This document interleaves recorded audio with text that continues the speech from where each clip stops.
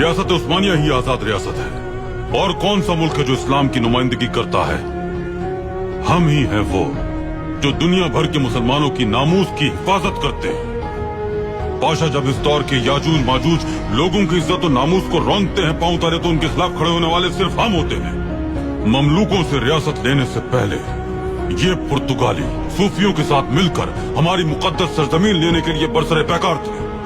عثمانی خلافت ملنے سے پہلے بھی عالم اسلام کی نمائندگی کیا کرتے تھے، اور ہمارے علاوہ اس وقت کون تھا جس نے اللہ کے لیے تلوار اٹھائی؟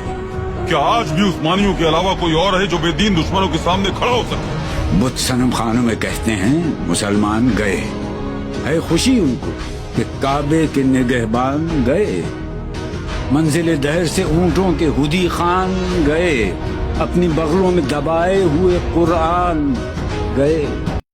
There is no power on earth that can undo Pakistan. وطن عشق من، ہم وطن جان من، وطن روح من، عز و ایمان